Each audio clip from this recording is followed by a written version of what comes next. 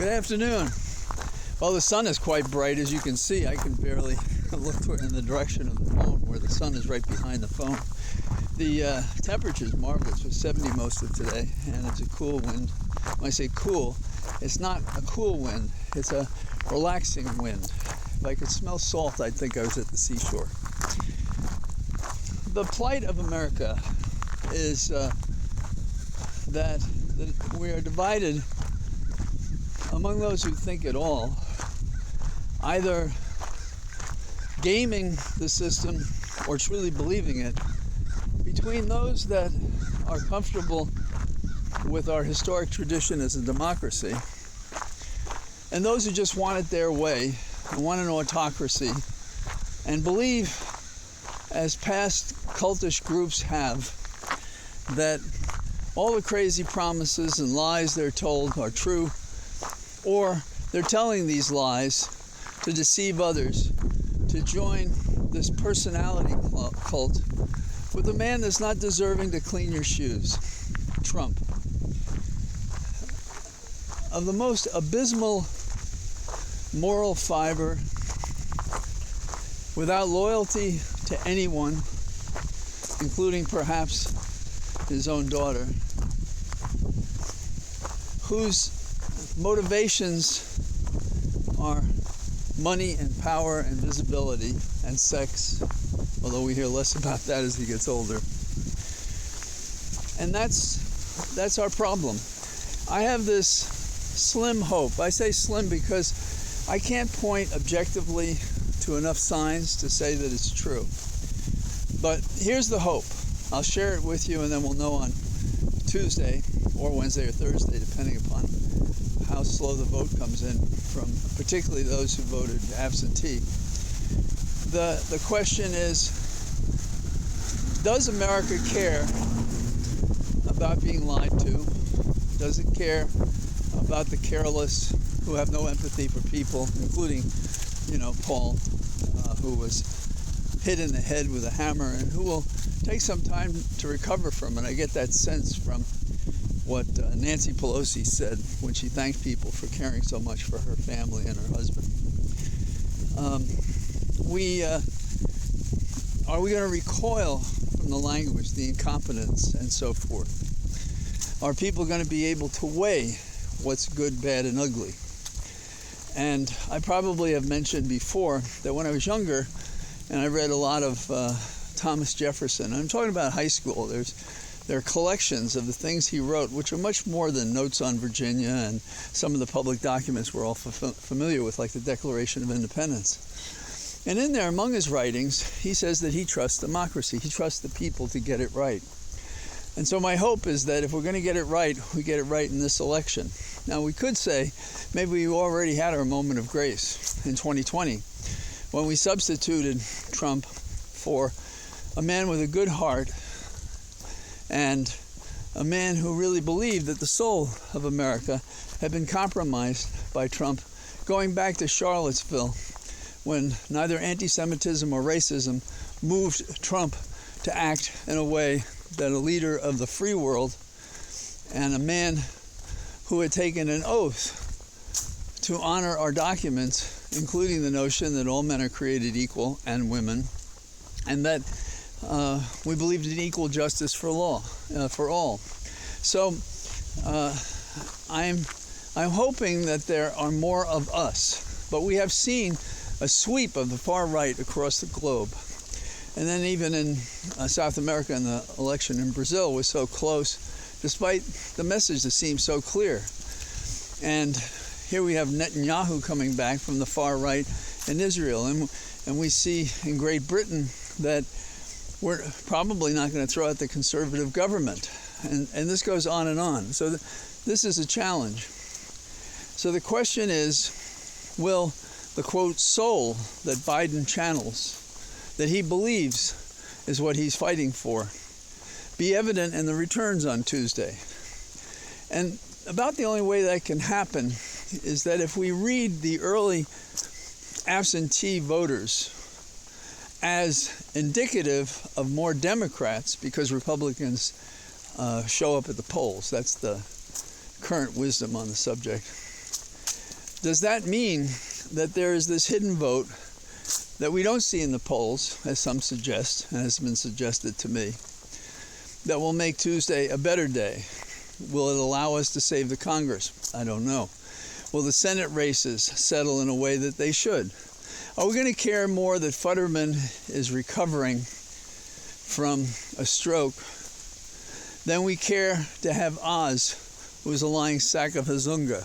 That's a replacement for another word that you might imagine. I'm sure you can think of several. And there are other races like this. So that's the question for Tuesday evening and the days afterwards. The answer may be entirely unsatisfactory in the sense that we'll find America is as evenly divided as, say, Brazil was in its recent election, and that we are truly at risk as a democracy because we haven't stemmed the tide of monarchy, autocracy, bullies, bigots, those who discriminate. And that's a really sad statement given what we accept in our Declaration of Independence and the Constitution as the definition of who we are. And I've gotten to the point where I'm suspicious, of many different things. For instance, I can't trust Garland, our chief prosecutor, anymore. And I compared him to Serpica, the judge during Watergate. Sirica, excuse me. I don't know why I do that. And Sirica was a powerhouse, and Garland is not. So have we been exposed by the weakness of Garland, perhaps encouraged by Biden that, we don't really have to fight it. We can outgrow it. Like some of us, when we get a sign that maybe we're ill about something and we don't do anything about it. I'm an amateur hypochondriac, so this is not me. But we all have something that says, we should do something, and we put it off, and it becomes worse. Maybe it's teeth, usually, because anything more serious than that, maybe we'd catch up to. So we look at Garland, though. We've had repeated promises. I'll be there. I'm doing it. Don't worry. I care about you. I'm on the job. But there's every evidence that he's not. And so his failure is compromising our democracy because the law plainly matters in the sense that if it's not invoked, it's not applied, people don't make an accounting, you can expect more of the same because people think I can do whatever I want because the law means nothing. So I've stated my position about Garland abundantly, but I was suspicious about the prosecution of Tom Barrack, a close associate of Trump. He was prosecuted because of alleged representation in the United Arab Republic, and he was alleged to represent them in violation of the Foreign Affairs Requirement Act, which is that you have to declare that kind of representation, and they say he didn't. But at the trial, the best summaries I've read, because I haven't watched it, the best summaries say, yeah, but he didn't show the contract. That is, the prosecution didn't show the contract, the agreement between him and the foreign government. And so he was acquitted.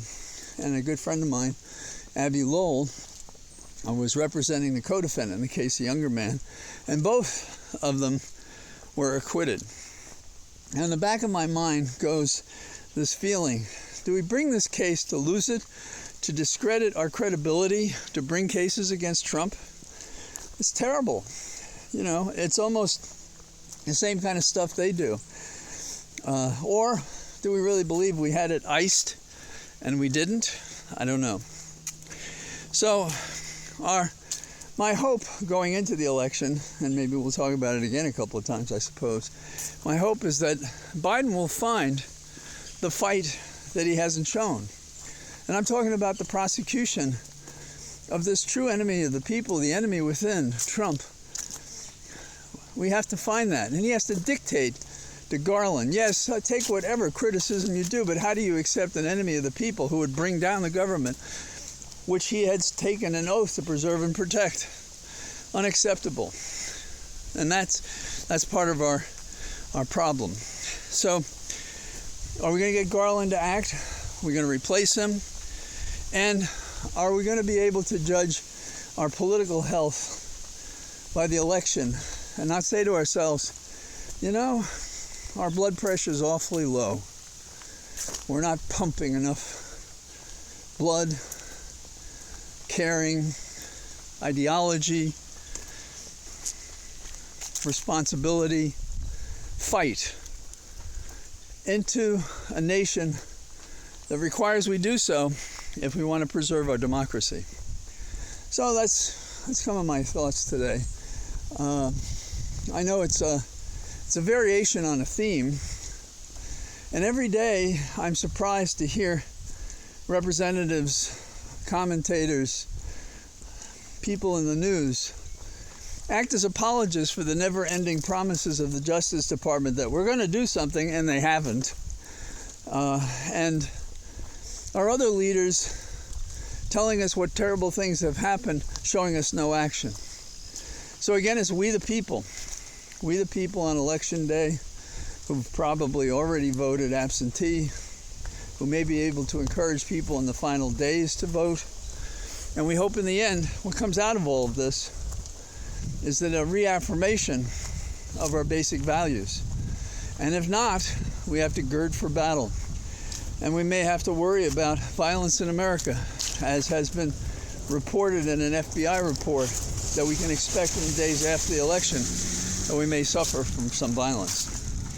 So here I am in a cathedral of trees, losing its leaves and becoming beautiful for the next season. All the best. Bye-bye.